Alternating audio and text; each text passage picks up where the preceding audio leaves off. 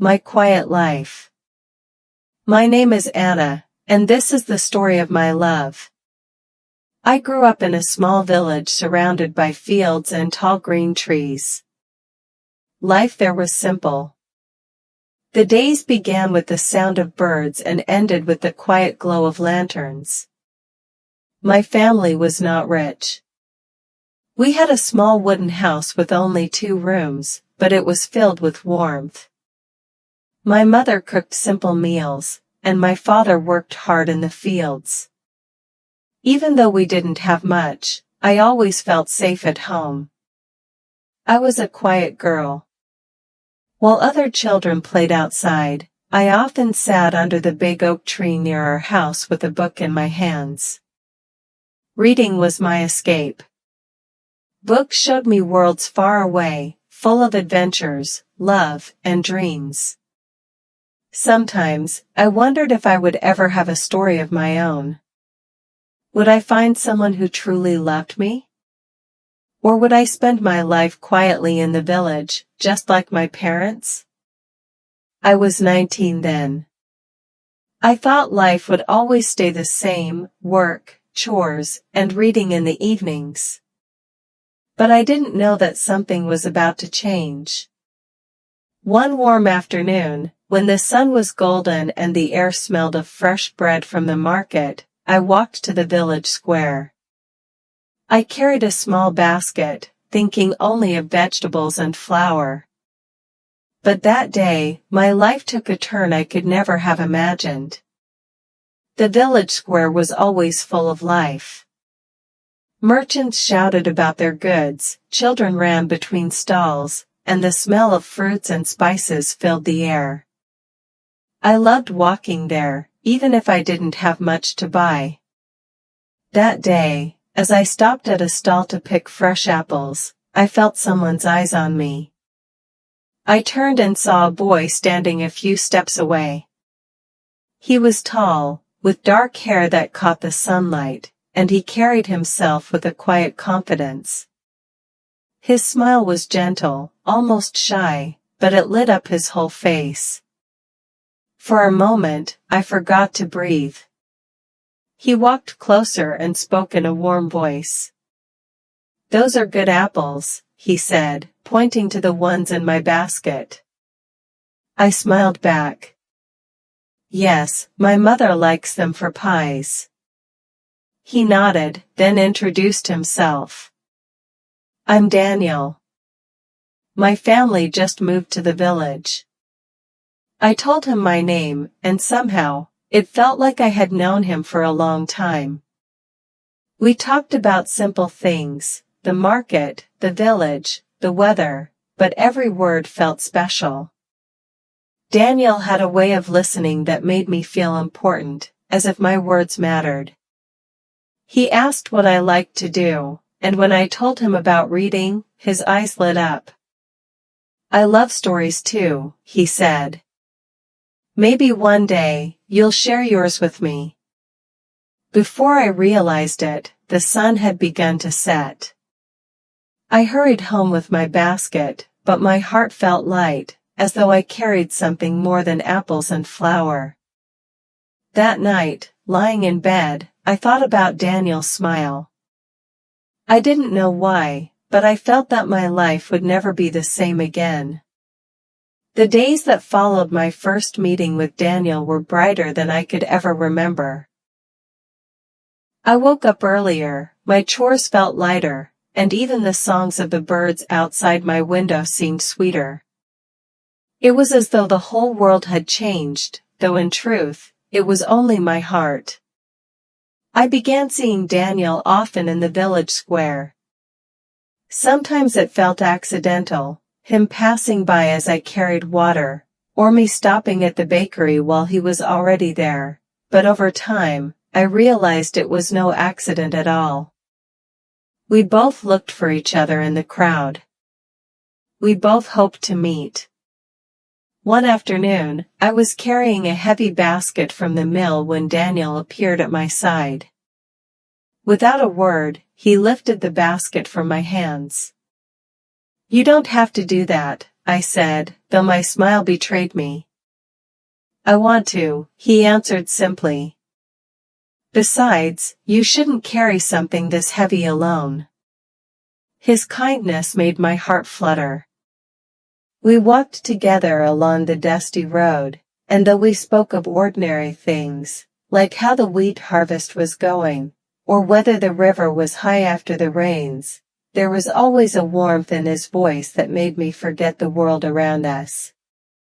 Soon, walking together became a habit. We strolled by the fields, where wildflowers bent in the breeze. Sometimes we stopped by the river, throwing stones to see who could skip farther across the water. Other times we simply sat in silence, watching the sun dip below the hills. With Daniel, even silence felt full, like a song I didn't need to hear but only feel. I learned much about him in those quiet days. His father was a merchant, wealthy enough to own land and horses. His family had moved to our village hoping for a quieter life. Daniel, though, was not like the other rich boys I had known. He wasn't proud or arrogant. He didn't care for showing off his wealth. Instead, he was gentle, curious, and always eager to listen. You dream big, Anna, he said one evening as we walked along the path. I had just told him about how I longed to see the world beyond our small village. And I like that. I want to see it all too. Maybe one day, we'll travel together. The idea thrilled me. I could see it in my mind, walking beside him through distant cities, discovering new lands, sharing stories under starlit skies. For the first time I believed my dreams might truly come alive. But not everyone was as happy about our friendship. One morning, as I returned from the well, I overheard two women whispering. "That's the girl," one said, her voice sharp. "The poor farmer's daughter. Always talking to Daniel." The other sighed. "She should know her place. His family would never allow it." Their words cut me deeply, though I pretended not to hear. All day, I carried their voices inside me. By evening, I sat by the river alone, hugging my knees, staring at the water that reflected the setting sun. Daniel found me there. "Why do you look so sad?" he asked, sitting beside me. I hesitated, then told him what I had heard. He listened, his brows furrowing, and when I finished, he placed his hand gently over mine. "Anna," he said softly, "I don't care what anyone thinks.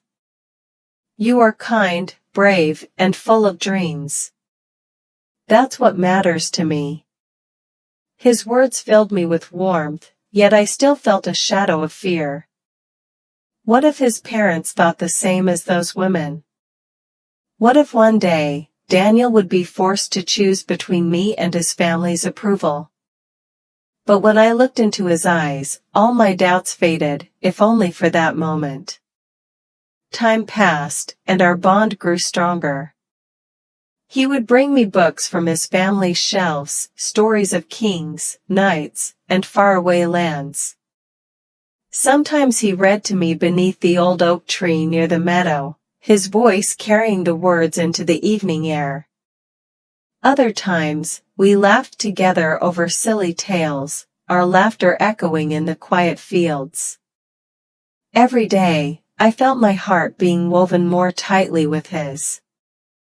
The world outside might whisper, but inside my heart, I knew only one truth: I was falling in love. And though I tried to hide it, Daniel seemed to sense it too. One evening, as we sat watching the fireflies dance in the twilight, he leaned a little closer and whispered, "Anna, being with you feels like home." Those words stayed with me long into the night. I knew then that whatever storms the future might bring, this feeling, this closeness, was worth everything. The evening of Daniel's confession is etched in my memory as vividly as if it happened yesterday.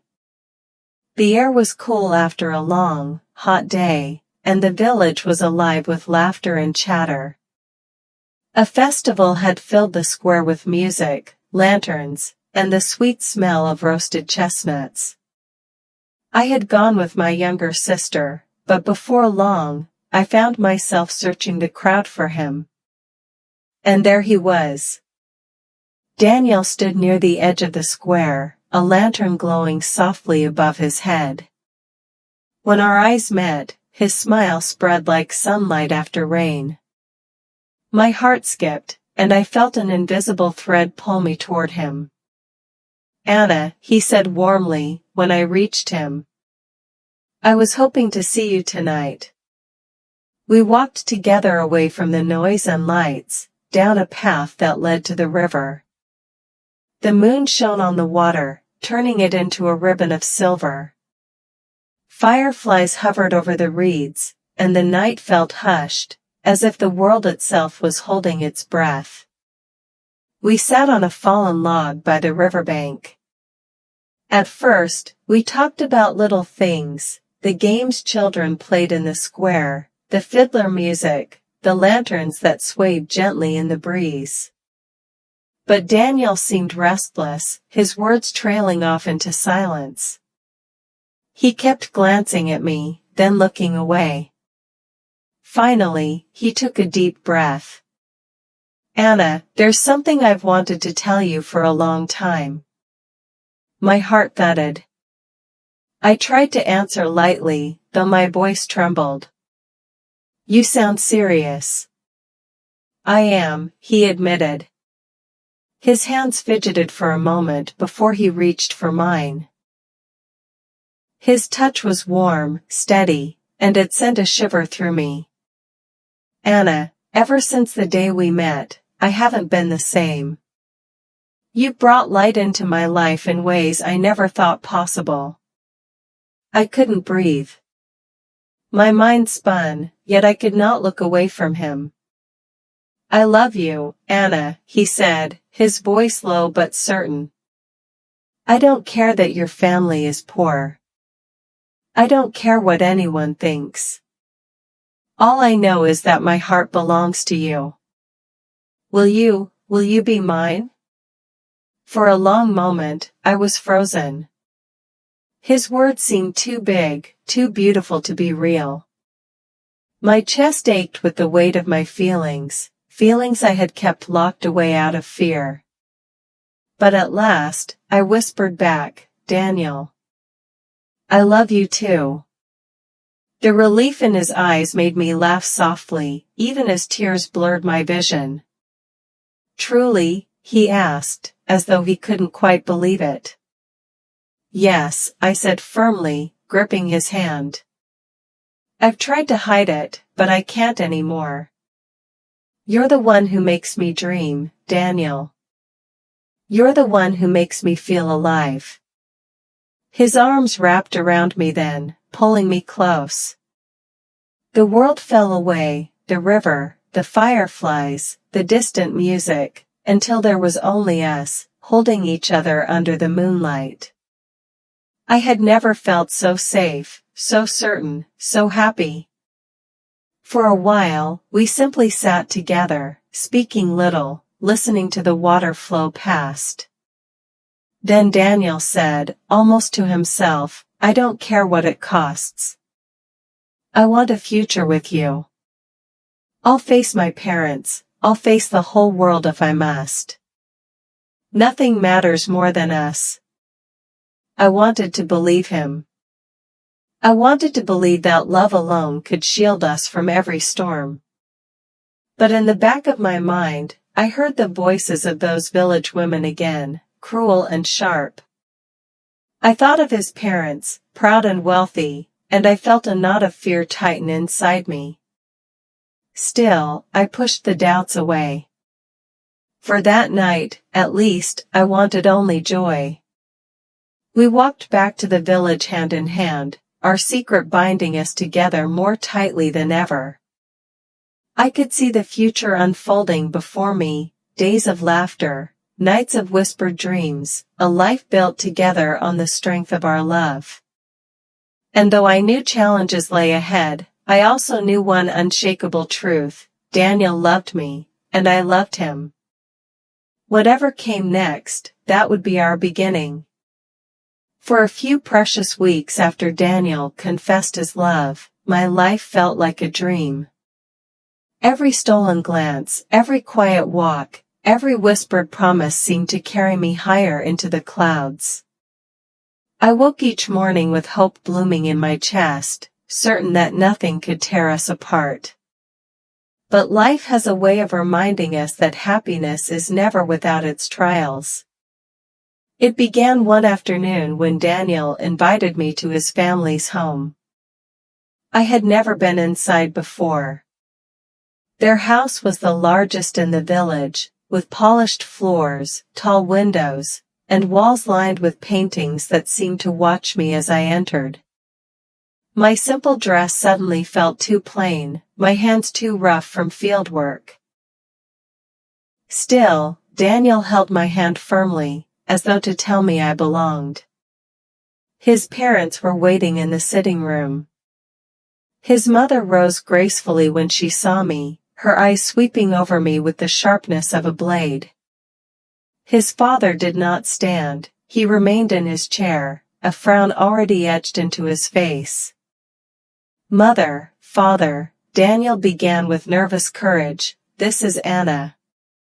I love her, and I want you to know her." Silence filled the room like smoke. At last, his mother spoke. "Anna," she said, her voice smooth but cold, "your reputation precedes you. You are respectable enough, I suppose. But surely you understand that Daniel must think of his future. He cannot tie himself to a poor farmer's daughter." Heat burned my cheeks. I wanted to disappear, to melt into the floor. Still, I managed to say, with respect, "Madam, I love your son. And he loves me. Isn't that what matters most?" His father's deep voice cut in, firm and unforgiving. "Love does not feed families, Anna. Love does not build houses or tend to lands. Daniel must marry someone of standing, someone who can strengthen our family, not weaken it."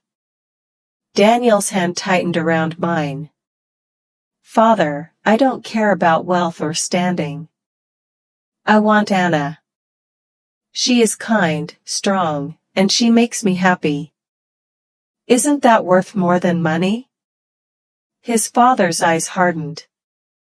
"You are young. You do not understand. One day, you will thank us for protecting you from a foolish choice." The conversation only grew colder from there. His mother smiled thinly, as though she were humoring a child, while his father refused to look at me at all. When Daniel finally led me outside, my heart was heavy.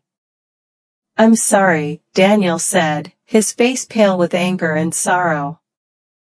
"They don't see you as I do. But I won't give up. I promise you that." I wanted to believe him. I clung to his words as though they were a shield. But the truth was clear: his parents despised me, and they would fight to keep us apart. The whispers in the village soon followed. People said Daniel's family forbade him from seeing me. They said I was selfish for holding on to him, for trying to rise above my place. Each word stung, like nettles against my skin. At home, my parents noticed my sorrow.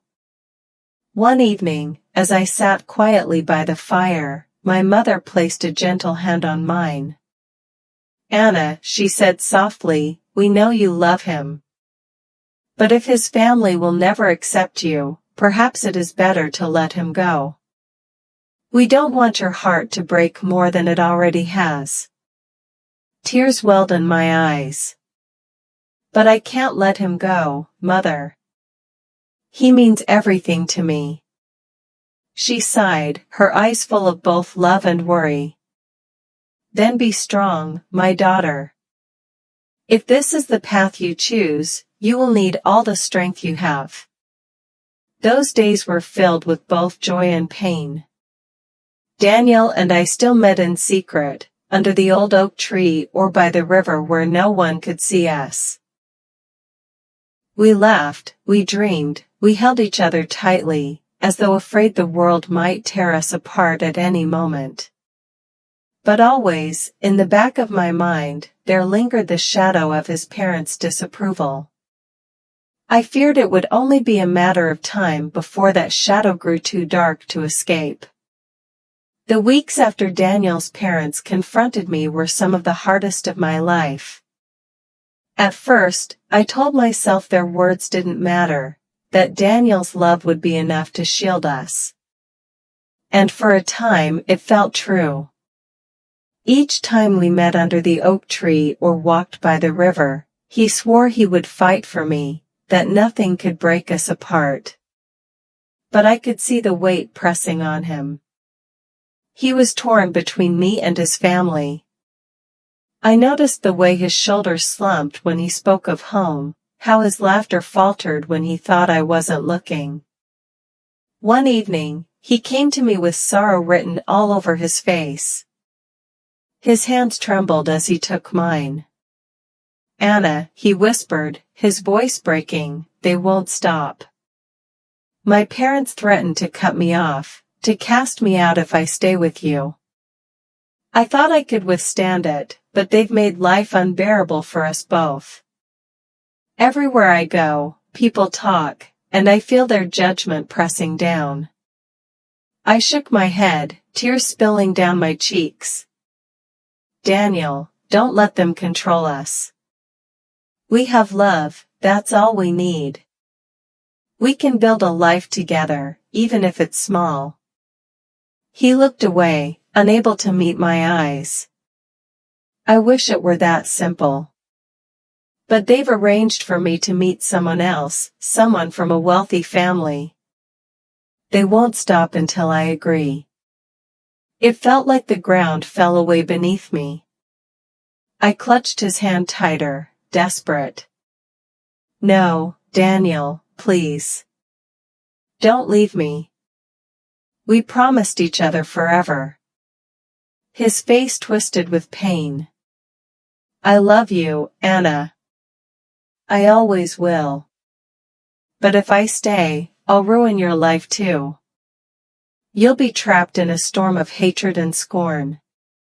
I can't let that happen to you." I wanted to scream, to beg, to tell him I would endure anything if it meant staying by his side. But deep inside, I knew he believed he was protecting me.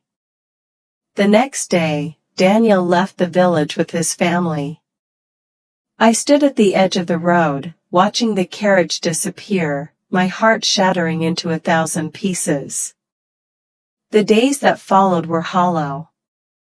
I woke each morning with hope that he might return, only to be crushed by silence.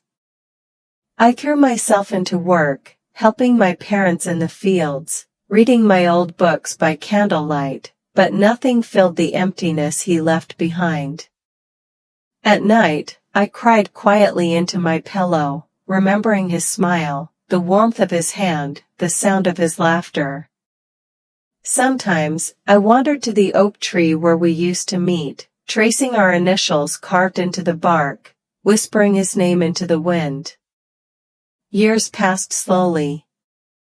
Life went on around me, though it felt as though mine had paused. I became stronger, more resilient, but the ache in my heart never faded.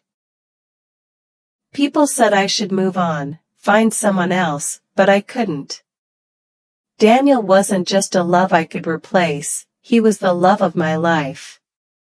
I told myself over and over, perhaps fate had other plans. Perhaps some loves are not meant to be lived but only remembered. But deep down, a small part of me refused to let go. I held on to the faint hope that someday, somehow, Daniel would return. It was many years later when my hope was finally answered. I was in the village market one morning, choosing fresh bread, when I felt a presence beside me. I turned, and my breath caught in my throat. There he was. Daniel. Older now, with lines around his eyes and a touch of gray in his hair, but still the same man who had stolen my heart long ago. His eyes widened when he saw me, and for a moment, time stood still. "Anna," he breathed, as if my name itself was a prayer. I couldn't speak.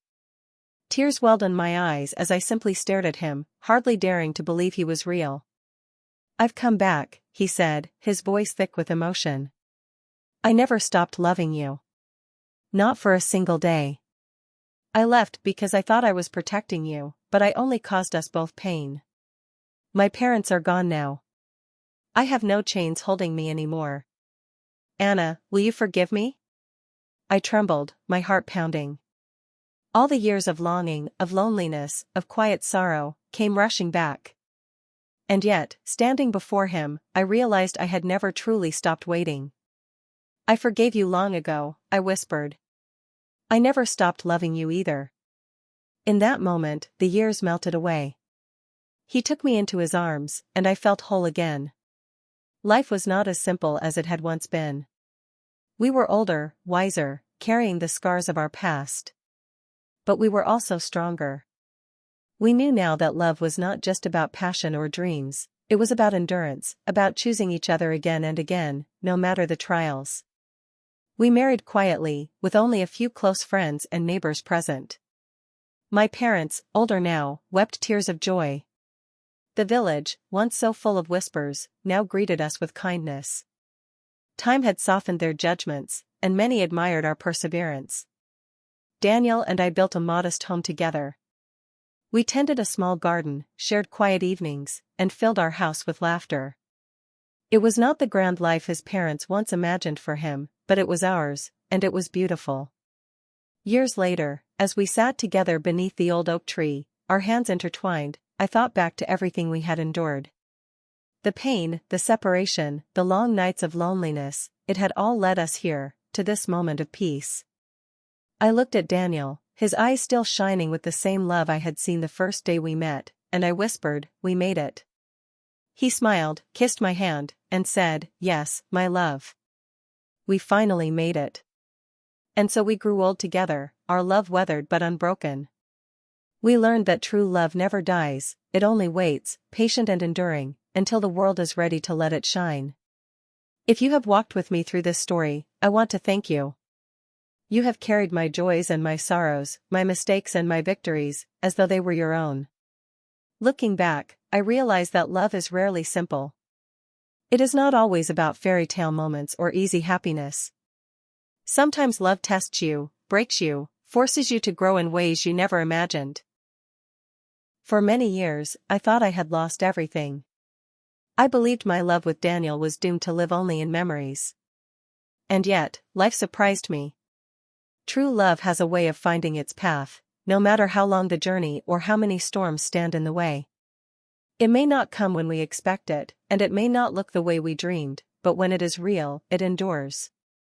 If you are reading my story while carrying your own heartbreak, I want you to know this: you are stronger than you believe. The pain you feel now will not last forever. Even in the darkest nights, hope is a quiet flame that never fully dies. One day, love, whether from another or from within yourself, will light your path again. As for me, I grew old with Daniel by my side. Our love was not perfect, but it was true. We shared laughter and tears, silence and song, and through it all, we never let go again. When I close my eyes now, I do so with peace in my heart, knowing that love carried me all the way home. So I leave you with this: never stop believing in love. It may test you, it may wound you, but if it is real, it will also heal you. And when it finally arrives, or returns, you will know that every step of the journey was worth it. Thank you for watching this emotional love story on the Love Chapter by Aree. Don't forget to like, comment, and subscribe for more heart-touching stories. Tell us in the comments which country or place you are watching from. We'd love to know where our family of viewers is growing around the world.